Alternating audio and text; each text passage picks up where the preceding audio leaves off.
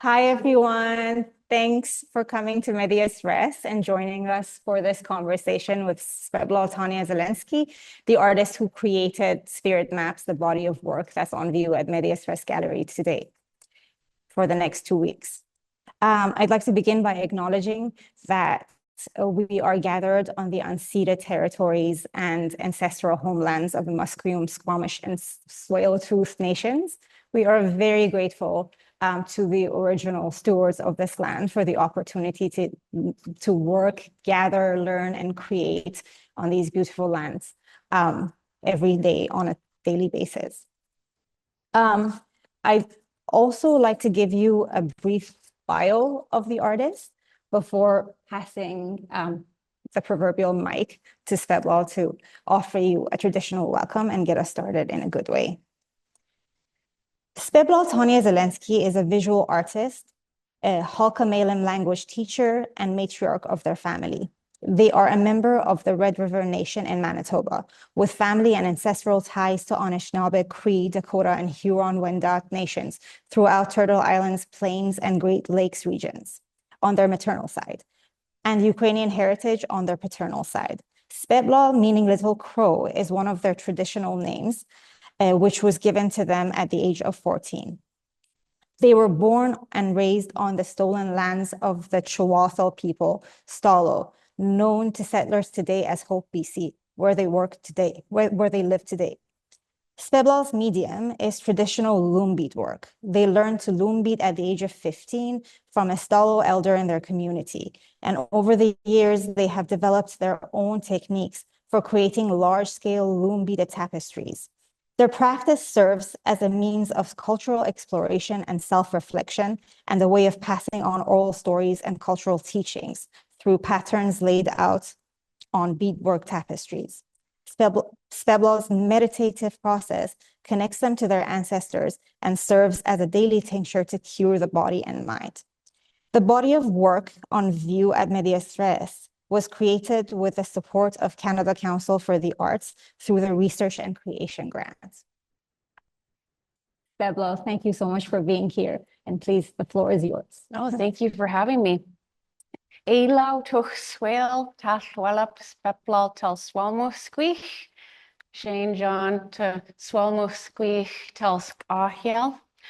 Shane and I are going to sing a welcome song. It's one of our traditional protocols that anytime we have an event like this, or a ceremony or a gathering of any kind, we always open with a welcome song, and that's so that we can clear our minds and our hearts and have everything in a good way. So Shane, please come and join me over here.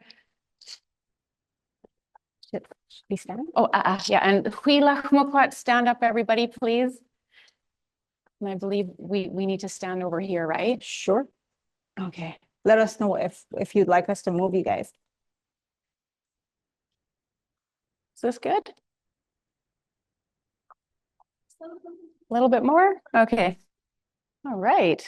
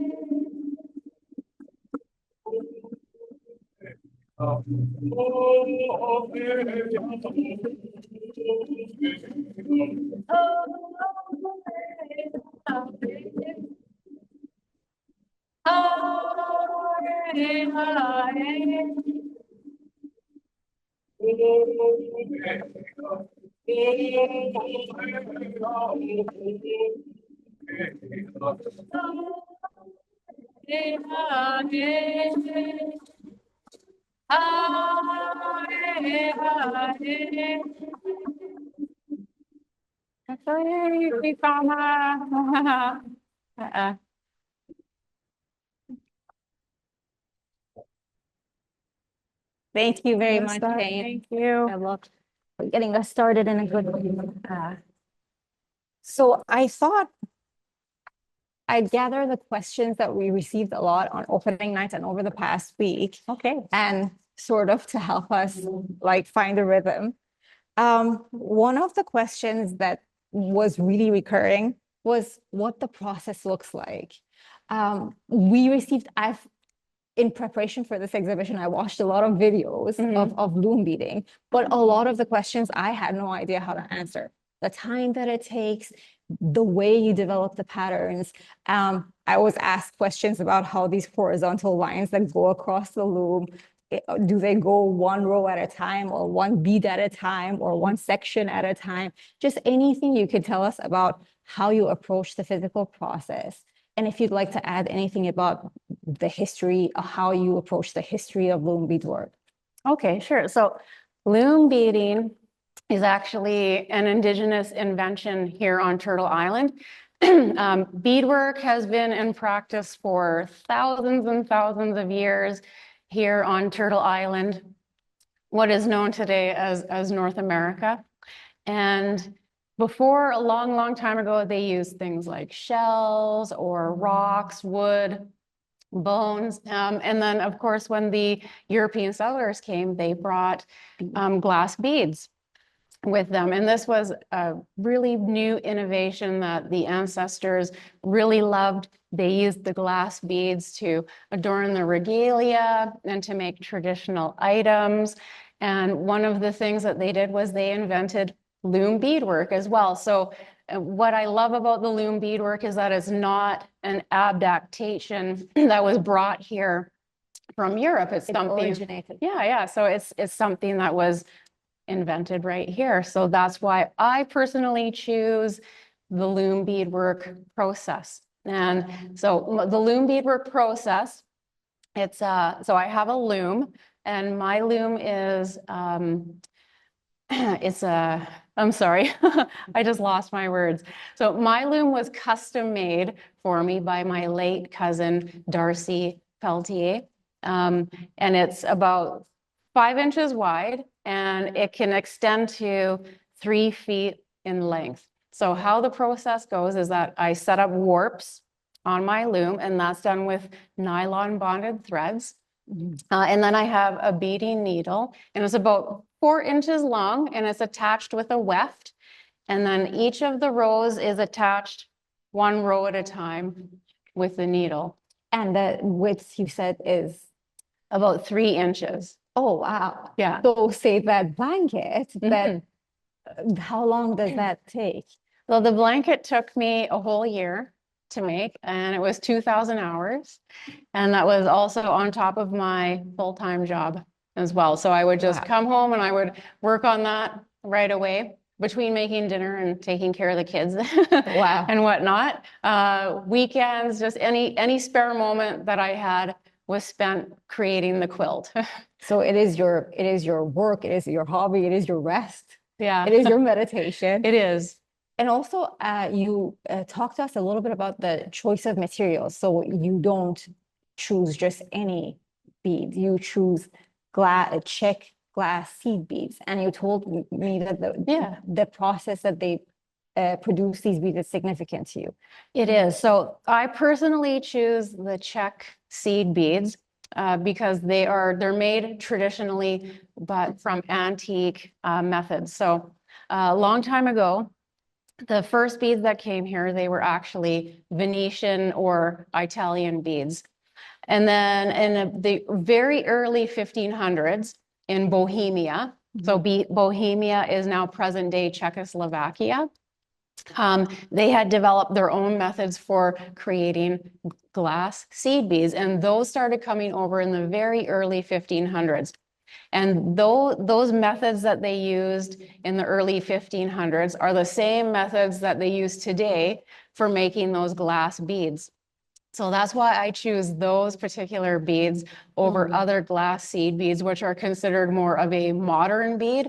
For example, the Japanese Toho seed beads are considered more modern because those were developed in 1945, and those are machine made as opposed to the handmade ones that come from present day Czechoslovakia. Right. So like your focus on celebrating and upholding traditional practices extends beyond your own traditions. You sort of support artisanal traditional practices through all the materials that you choose elsewhere in the world. Yes. Yeah, that's lovely. Guys, does anybody have questions about the process or the techniques before we move on? The question about how long each piece would take, and I didn't have an answer for that. I thought I could ask you before, and you said it's a long process from Yeah. start to finish of a piece. Yeah, like that one is 2,000 hours, but Yeah, so of course, depending on size and the technique that I'm using, the time can vary. So for example, that one took 2,000 hours because it's 6'9" by 3'7", and the process was a little bit different. These pieces that they have no particular pattern, they went a little bit quicker, I guess you could say, and they took about anywhere from 4 to 6 weeks. I have other pieces that I've also created. They're about the same size as these ones, but they follow a specific pattern, and those ones took me 10 weeks each to create. So that's what I mean by it can be different time for different sizes and techniques. right.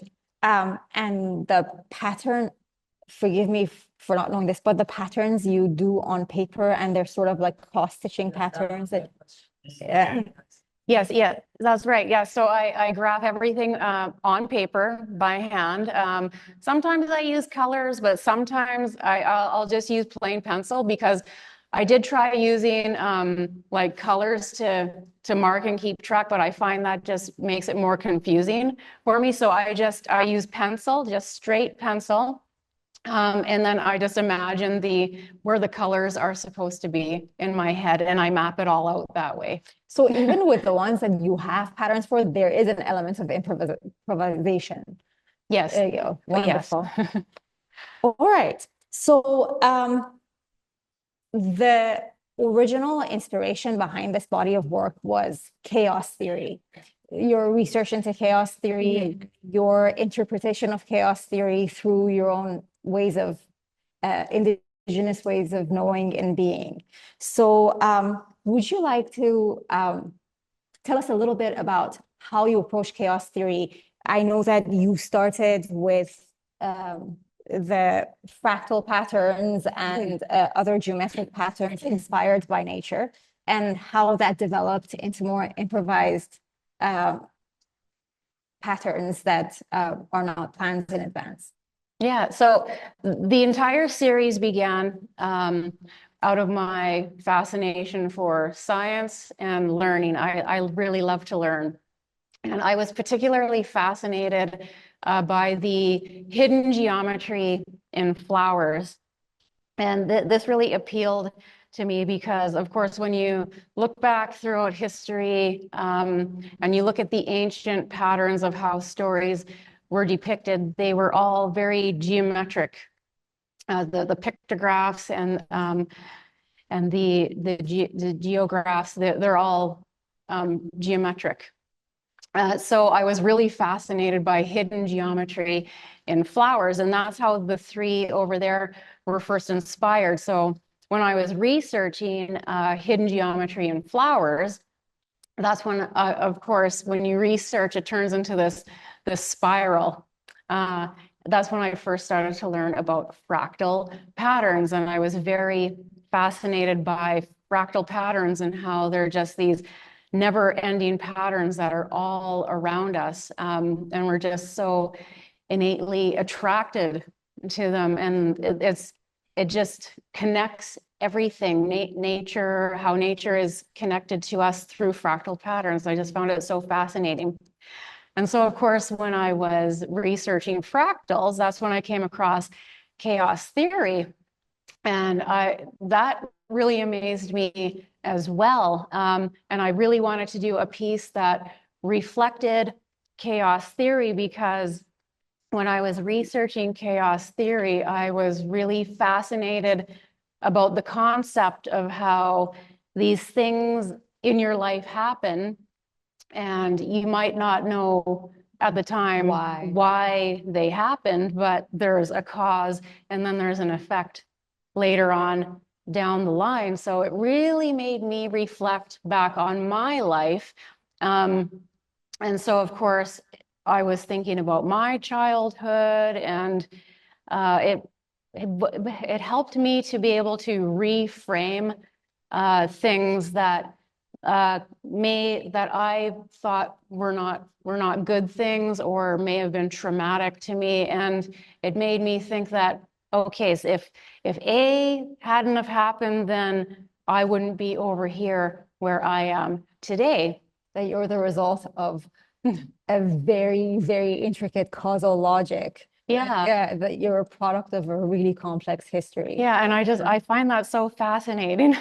So I wanted to create a piece that was reflective of chaos theory, but I wasn't sure how I was going to do that. So I had to really ponder about it for a while and think about it and let it come to me. And so the idea came to me to just take a 1-liter glass jar, a canning jar, because I do lots of canning at home too. And I took every single color of bead that I had, and I just layered it and layered it. It's 56 different colors. And I was originally very reluctant to create that piece, because I hadn't done anything like it before. I've always been, wanting to follow a pattern. So, yeah, so I was very reluctant, and I wasn't going to do it. And then something just said to me, no, go ahead and do it, and whatever happens, happens. So I said, okay, I guess I'll do it then. And which one it was that started it? Oh, is it chaos theory, that one? Yes, chaos theory. Okay. Yeah. Okay. Yeah. So, and what's interesting about this piece is when I just first started creating chaos theory, that's when the whole next series came to me as well. And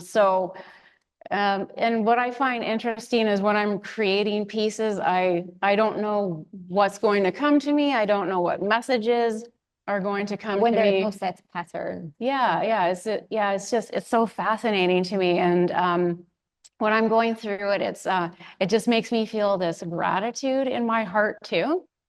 So when I was just very first starting, I had received all of the titles for my next series here, which I had called Transcendence. And I didn't know why at the time either I was supposed to call it Transcendence either, until I started doing all this fascinating research. And I was just like, mind blown. So that's what inspired chaos theory, and then what inspired all of the other pieces as well. Yeah. Right. Guys, just so to give you a background about our thought process. So this exhibition is a combination of 2 series: chaos theory, which contains all the geometric patterns that you see, and transcendence, which is where Speplól departed from these set patterns and started creating the improvised patterns that she was talking about, which when she was talking to us, she said they were guided by spirit. And that's how the identity for this combined body of work came to be. We decided to call it spirit maps because we felt like in the context of chaos theory, which you had researched so much, these spirit guided pieces of work were sort of Speplól's inner world, the fingerprint, a map of their inner world, an idea of what shaped their instincts as an artist. So that is the story behind spirit maps. So thank you for reminding us that these were actually two separate series. Okay, any questions about spirit maps, the patterns, the improvised process, the reasons for departing from set patterns? Okay, go. Good. No, but do it, because that's the next question. From the colors of the wool that you use, you choose specific colors for a reason. And what is the significance of the wool beside the glass? That's perfect. Okay. So the specific color, they're not really chosen for a specific reason other than to, I guess, match what it looks like. But specifically, I do choose British Melton wool. And so originally when I first started, I did use Melton wool, but I've always have associated Melton wool as being an Indigenous thing, because our blankets are made out of Melton wool, and we have other items that we make out of Melton wool. But then last year, I was watching this segment on the news about King Charles's coronation, and on the news segment, they were talking about how King Charles loves Melton wool from Britain, and that's where it originated from. And how all the streets were lined in Melton wool, and Melton wool was draped everywhere. And I was like, oh my God, like, duh, of course it came from England. Well, like, what am I thinking about here? So that's when I switched and sourced out particularly British Melton wool, because I really felt that putting my work over top of something that he considers very valuable, that I'm overpowering what they think is reclaiming your reclaiming myself, and overpowering the colonial regime. That's one of the most fascinating aspects that drew us to Speplól's work, is the way they mount all these tapestries on Melton wool as one example of materials that represent a colonial history and ongoing colonial rule. So this way, they turn the Melton wool into a site of resistance, of self-expression, of reclaiming their identity. But Melton wool is not the only sort of ambassador of colonial history that you use as the backing for your works. That is a good segue to say the work, We Don't Need Your Constitution, that the backing is actually a specific kind of wool and other items. Would you like to tell us a little bit about the assemblage of items that's in? Yes, absolutely. So this piece came to me actually after I had already begun my Transcendent series, and I quite often will walk laps, just as a form of meditation and to relieve stress. And when I was walking laps one day, it just all of a sudden started coming to me. I could see the $10 bills in my mind. I could see the blanket, I could see the beads over top, and then the song started playing as well. We don't need your constitution, and then it just kept playing over and over again, and I was just like, oh my God, I can't believe this. It's like I'm supposed to make something else, and it needs to be part of my Transcendent series.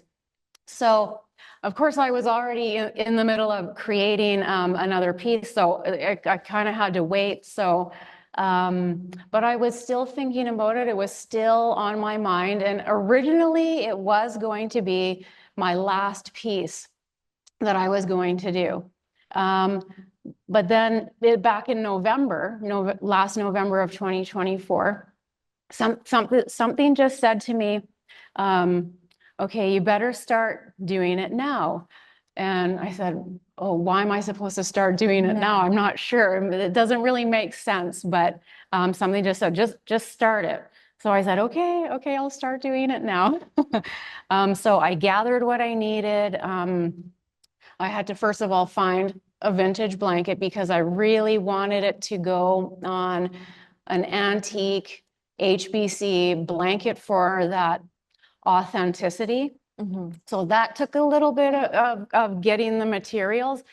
How the blue antique beads came to me is also very interesting. Those actually came to me. I didn't have to source them out because I work in a school and they get lots of different things given to them, and somebody had just donated a bunch of stuff that they didn't want. And so we were going through all the beads, and I picked up this bag of blue beads, and I could tell that they were very, very old, even by the bag that they were in. I think wood. Oh, they're glass. Oh, yeah.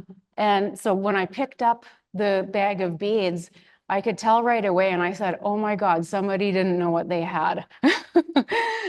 And I took them out and I put them in my hand, and I couldn't believe like how old they actually are. Yeah, so I asked my coworker, I said, are you okay if I take these because I have a use for them? And she said, oh, sure, because we're not going to use them. So I said, okay, perfect. Wow. Yeah, so that's how those beads came to me. And then I had to get the $10 bills. So I specifically used 2013 John A. McDonald bills because those particular bills commemorate how he forced a railway through. So on the front side, there's his portrait. And on the back side, there's a picture of a train.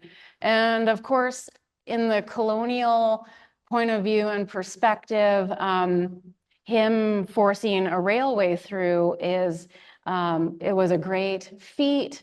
He's a hero for doing it.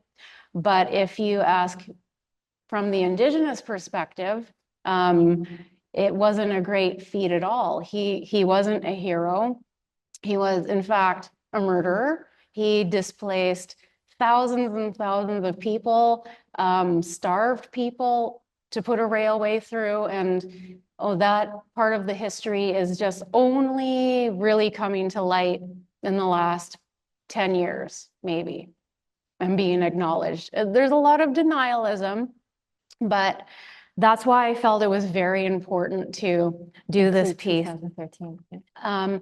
I also put in the center my personal Red River Nation identification card as an educational piece so that people can, when they look at it and wonder about what it is, it's a reminder of the apartheid laws that still exist in Canada and still rule First Nations people in this land. It's also a reminder of how the colonial system has also separated us into 3 different groups of people. And when you really look under all of the layers, you'll find even more micro systems within those systems that try to rule the Indigenous people of the land. So that's why it was important for me to put my identification card on there.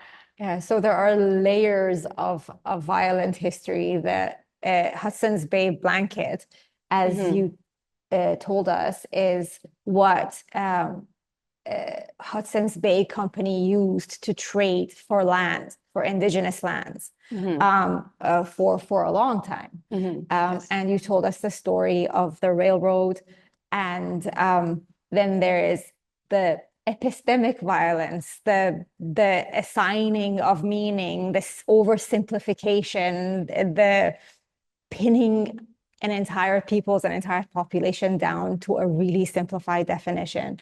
And then you covered it with your own clear glass tapestry. Why? So the reason for that is because when you look through the beads, it blurs the images underneath. And that is symbolic of how, from the white colonial perspective, the settler storytelling it's blurred. It's not exactly 100% true. And it forces the viewer to look at the storytelling and the history from an Indigenous perspective. So why did this person, like, why did this artist cover all of this to blur and to bring to light the actual history of what happened in this country? That makes perfect sense. The first time we saw it, I thought the blurring effect for me was both your act of sort of overriding these stories with your own, and also just highlighting the difficulty of healing this on sure footing, this uncertainty and difficulty. It's a truly beautiful piece. And also the healing blanket, the large 2,000-hour number that towers over this sculpture. We put them in relation to each other on purpose because there is this sort of assemblage of a really challenging history, and then there is this symbol of healing that rises up towering over it. And I know that there's a lot of symbolism in this piece, so maybe you want to unpack it a little bit, all the patterns. Okay, absolutely. So, okay, I'll start first of all with the vision. So I had received the vision of that piece. And I guess maybe to rewind it back a little bit more too. So, because all of the pieces that I do create, they're received by visions. So, and of course, when I receive the visions, I can't stop thinking about them until they're done. So I received this piece summer of 2021, and that was when I was working on my very first series. And so I started this piece in December of 2021. And so what I was told was that the ancestors wanted me to bead a healing blanket and the size of an actual blanket. And of course, this was totally brand new to me and a totally amazing feat that I didn't know how I was going to do it. So I had to create methods to be able to make a loom beaded blanket. So I did it very much in the same way as you would a quilt. So first I made blocks and then I sewed it all together. But the 7 stars that are on there, each of the 7 stars represents one of the 7 grandfather teachings. And the 7 grandfather teachings are an Indigenous way of being and knowing, and kind of like our laws on what it means to be a good person. So a good person, the teachings that you follow. So, and in the center, which is the rainbow star, it represents love. And the love star is in the center because when we're born, all we know is true love. And all I knew is that I was supposed to put that there, and that was why. And as for the rest of it, all going around, so there's one layer of blocks that goes all the way around. And when you're up close to it, you'll see one bead. So a single bead in the patterns. And of course, this came to me that this is what they wanted me to do. So they wanted me to start with a single bead because when we we all start as a single cell. So when we come into existence, we all start as a single cell. And then the next one going around, the next line of blocks going around, it doubles. So there's 2 beads. And then we double again, and then there's 4. And then something very special happens at the 8, when we're 8 cells. That's when we go from the blastocyst to the zygote, if I can remember right. So the block that is below is the XX pattern, which is the male, or sorry, female, and then the XY pattern right above it is the male. And what I find very interesting is that in my current research, because I didn't realize at the time that the 8-point star actually represents in the Ukrainian culture exactly when we're the 8 cells. So we're the eight cells, and then we turn into the clump of cells. And I thought that that was so fascinating, because there's a not only is there a traditional and a cultural element to it, but there's also a scientific element to it as well. Wow. Yeah. Very interesting. I mean, I have many favorites, but guys, I feel like that is one of my favorite pieces, just the scale of it and the stories embedded in it is remarkable. And then they told me that they wanted me to bead amethyst and citrine beads around it. And I wasn't exactly sure why, of course, but I did it. And then when I researched amethyst and citrine, because I like to research the meanings behind like what the materials that I'm using. Citrine is actually amethyst. So before amethyst turns purple, it's citrine. So same. yeah. Well, what I found so fascinating. Wow. Yeah. Wow. That was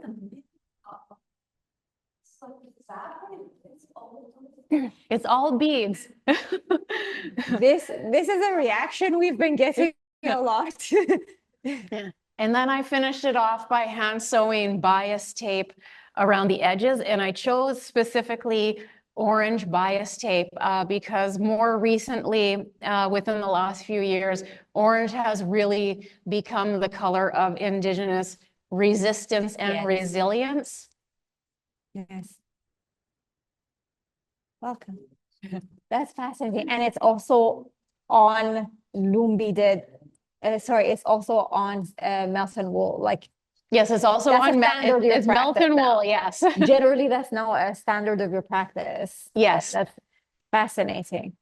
You guys, I have reached the end of my questions. I have more, but I'd love to pass the floor to anybody who has any outstanding questions, or if there's anything we haven't touched on. I know there's a ton. Yeah, there's a lot. But yeah, I'm open to questions. Maybe you can tell us a little bit about, because one of the reasons why we did not, each one of these pieces came with its own statement. But to actually make the exhibition manageable, we separated those and we offer them separately. But in the exhibition, in the space itself, we only have the titles. Part of the reason is that the titles themselves tell a story. They sort of connect to each other. So maybe you can tell us about how you come up with, so just to give you an example, the first one is called Into the Forest in my head. The second one, if you guys want to, is called Spirit Self-Portrait. The ones that are behind us now are Dancing Fire and Autumn. Yes, and that one is called That's So Fractal, and so on and so forth. Some of them are longer than others. Yeah. Tell us how you come up with those and how you think they relate to each other. Okay, well, the titles actually all came to me when I was creating Chaos Theory. So when I was creating Chaos Theory, just suddenly all of these titles started coming to me. And so I wrote them all down. And that's actually where the titles came from. Some of the titles were improvised a little bit. So originally Into the Forest was just Into the Forest. But when I had started creating Into the Forest, I didn't realize at the time what messages were going to come to me, which is what I find so fascinating about creating in the first place. So Into the Forest, when I started doing more self-reflection while I was creating this piece, it made me realize that Into the Forest inside of my head is literally my brain story. So that's what it turned into for me, was my brain story.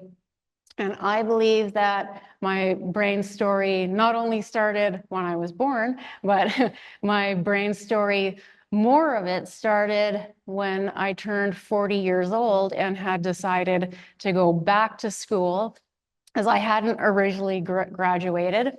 And that is something that I wanted to do. So I went back to graduate. It was very, very difficult for me. I had to muster up a lot of courage to be able to do it. But once I was able to push through that and push through all of the anxiety, and I did it, I was so proud of myself. I actually couldn't even believe that I had done it to begin with. And there's, up until very recently, in the scientific community, there's been this notion that once you've reached a certain age, you can't learn anymore. But it was within the last 10 or 15 years, I believe, that they discovered neuroplasticity. And that's what this piece represents. So it represents my own neuroplasticity and how the brain has this amazing capability to grow, and how mine is still growing. Fascinating. Each one of these came with a story like that. So I think we have you for a few minutes after. I know that we have a time limitation for the recording, Right. But Speplól will be here for a little while longer. Sorry. I have a question for you. Okay. In order for you to concentrate on this work in your home, what help happens for you to have that good space? How does that come about?